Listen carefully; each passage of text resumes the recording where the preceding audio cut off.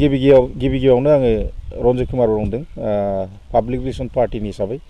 दिनै पर्बजरा ब्लकखौबो दाना होनाय जाबाय आरो लोगोसे स्टेट प्रेसिडेन्ट आङो दा फैबाय थानाय दानाव 2024 बिसु कौटियाव साखाफारा जागासिनो जोंनि पार्टीनि नेतृत्वआव आरो जों नुनो मोनदों दे बिटिसिनि खेत्रखौ आं बुंनो थांला खारन दाथ' अदालगुरि आरो बाक्साया मोनसे गावसिनि कन्स्टिटुएन्सि जाबाय आरो दा नैबे जोंनि दा क'क्राझार चिरांनि खेत्रखौ आं लानो बांसिन रायलायगोन खारन मेजरिटिया क'क्राझार आरो चिरां आरो फुरा बिटिसिनि खोथाखौ रायलायबाबो आंनि गोरोन्थि जागोन खारन क'क्राझाराव जोंना केन्डिडेट थागोन नालाय बेनि हिसाबै आरोखि जों मानो होनना बुङोबा गोबां जनगोष्ठीनि गेजेराव जों गिदिंनानै नायनो मोनदों खारन 17 बोसोर बिपिएफआबो माखासे मावनो हाजोबाखै होननानै आरो लोगोसे बिनि उनाव नुनो मोनदों इपिएफएलआबो नोरजिया हिसाबै सोलिगासिनो दङ बिथांमोनाव आगोलावबो बुंबाय थादों आं पार्टीनि खेत्रआव मानो होनना बुङोबा गुबुन जाथिया मोनसे खोथाखौ रोखायै बुंदों आं जेरेखम गोबां जायगायाव ब्लक दाबाय आरो दिनै पर्बजरा जोबै दिनै क'क्राझाराव पर्बजरा ब्लकआव दिनै ब्लक कमिटिखौ दिनै दाना होनाय जाबाय आं फैबाय थानाय दिनाव सानदों दे मानो होननानै बुङोब्ला स्टेटनि प्रेसिडेन्ट हिसाबै जोंनि पार्टीनिफ्राय देरहानाया बे रोखाखासै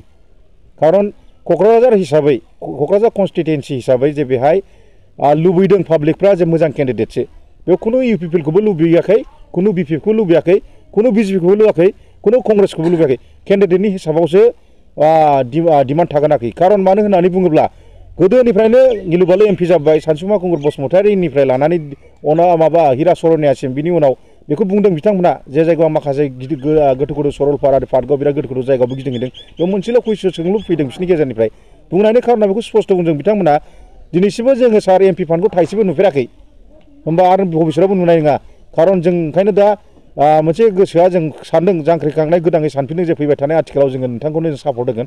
पार्टी हिसाबै जे नोंथाङा जेनेबा बेखौ मावनो हागोन होननानै जों आसा खालामो मिजिंथियो दा ओंखायनो स्पष्ट खोथा गोजोननाय थादों बिथांमोनखौ साबायखर होदों जिहेतु जे नैबे पार्टीखौ लानानै जोङो पाब्लिक रिलेशननि पार्टीखौ दिनै जोंनि नेतृत्वआव दिनै आं स्टेट प्रेसिडेन्ट हिसाबै बेखौनो बुंनो सानदों जोंनि पार्टीया एकमात्र जोङो बिटिसिआवल' होआ जोङो आउट अफ स्टेटआवबो माथा मारिगासिनो दं मोननैसो होनो सोलिगासिनो दं सावरायनाया जोङो मानो होनना बुङोबा जोङो बारानासियावबो जोङो होनो हागौ बेयाव सावरायगासिनो दङ मानो होनना बुङोबा जोंनि पार्टीया स्टेटनि पार्टीसो बेखौ गोबां मानसियाबो साननो हागौ जे बे बिटिसिनिल' पार्टी खिन्थु बे नङा गोरोन्थि जागोन मानो होनना बुङोबा फैबाय थानाय दानाव जोङो खुनु प्रकारैबो जोङो सोरबा इउपिपिएल सोरबा बिजेपि आरो सोरबा कंग्रेस सोरबा इत्यादि पार्टी जों बिसोरनि सिङाव थाया आरोखि बेखौ जों स्पष्ट खोथा बुङो खारन जों मिजिंथियो जोंनि बुंनायनि थांखिया जाबाय दिनै गोबांनि मानसिनि जनगोष्ठीनि जोंनि बिटिसिनि खेत्र बा क'क्राझारनि खेत्रखौनो बुंगोन आङो क'क्राझाराव बेखौनो लुबैदों आरो पाब्लिकफ्रा सरासनस्रायै जे नोंगौ गुबुन जाथिफ्राबो बुंनो थांदों बेखौ जों नुनो मोनदों सार गोबाङैनो दिनैसिम जोङो एमपि फान्डखौ थाइसेबो मोनफेराखै खारन इउपिपिएफआ जुदि देरहायोब्ला बिसोर सोरबा सासे पार्टीनिफ्राय मोनसे देरहायोब्लाबो देरहाया जायो बिथांमोना जेबो जोंनि थाखाय मावनाय नङा बे खोथाखौ रोखायै बुंदों खारन आं जेराव खिथाङा मानो होनना बुङोबा पजिटिभ नुनो मोनदों जोंनि पार्टीखौ लानानै खारन आङो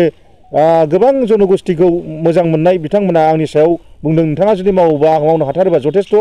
नोंथांनि सायाव जों आसा दं होनदों आरोखि बे खोथाखौ दा आं सानदों आं मोनसेल' खोथा कमिटमेन्ट होदों बिथांमोननि गेजेराव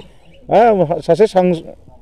साप'ज 2024आव जोंनि पार्टीनिफ्राय जुदि केन्डिडेट थानाय सोरबा सासे देरहायोब्ला गमामायै निस्सय बे खामानिखौ पाब्लिकफोरनि थाखाय जोङो एमपि फान्डनिफ्राय जेसेबां हागौ जों मावहोनो थाखाय सेस्था खालामगोन होनना बुंदों खारन जोंनि पार्टीनिफ्राय दासिमबो एनाउन्स खालामथ'नाय जायाखै खालामगोन थाबैनो सोर जागोन केन्डिडेटआ खिन्थु स्टेट प्रेसिडेन्ट हिसाबै आं बेखौ बुंनो सानदों खारन फैबाय थानाय दानाव आथिखालाव जोंनि पार्टीनिफ्राय पाब्लिक रिलेशन पार्टीनिफ्राय देरहानायाबो रोखा दिनै पर्बजरा गावनि जायगानिफ्राय आङो दिनै ब्लक कमिटिखौ दाना होबाय जे बिथांमोना गावसोरनि मथ' गावसोर मावनानै थांगोन मथा मथि जों 30-40 जनसो दङ माखासे दानाय बिथांमोना माखासे हाजिर जाफैथ'वाखै बिथांमोना निस्सय खामानिखौ इन्टारनेलि मावगासिनो दङ आरो बे रोखा खारन मोनसे इलेक्सन गेलेनो थाखायबो फेस नांगौ नालाय दा बे फेसआ जोंनि पार्टीनि गेजेराव दङ जथेस्थ' फैबाय थानाय दिनाव जोंनि पार्टीया गमामायै थार देरहागोन आरो खुनु बे इउपिएल बिफाया जेबो फेक्टर नङा खारन बिथांमोना केन्डिडेटबो मोनसे गैया 1 नाम्बार पइन्टआ 2 नाम्बाराव बिथांमोना एमपि फान्डनिफ्राय थाइसेबो रावनोबो खुनु जनगोष्ठीनो फेसिलिटि होनो हायाखै बे थार बाथ्रा आरो सरलपारायावबो बिराद दुखु गोनां माखासे खेत्रआव बिथांमोना बुंदों आरोखि जोंनि गेजेराव बेफोरबायदि खामानि मावनो हायाखै खालि बुवा आरो जोंनि पार्टीखौ सोंदों नोंथांमोना बबे पार्टीजों दंफायो आं होनदों दिनै स्पष्ट जों खुनु प्रकारै खुनु इउपिएल बिपिएफजों नेगसिएसन खालामा जों मालाबाबो गनायनानै लाया आरो सोरबा कंग्रेस बिजेपिजोंबो जों थाङा जोङो जोंनि मथ'आ जों सिंगेलै गेलेगोन आरो फैबाय थानाय दिनाव जों मिजिंथियो रायजो राजाया जोंजों ग्लोब फैगोन होननानै जों आसा खालामो लोगोसे जों 99% जों सफैखानानै थाबाय गोबां जनगोष्ठीफ्रा जोंखौ स्ट्रंलि एसएमएस हरदों आं एसेखिनियानो बुंनानै दिनै फोजोबनाय जाबाय गोजोन्थों स्टेट प्रेसिडेन्ट हिसाबै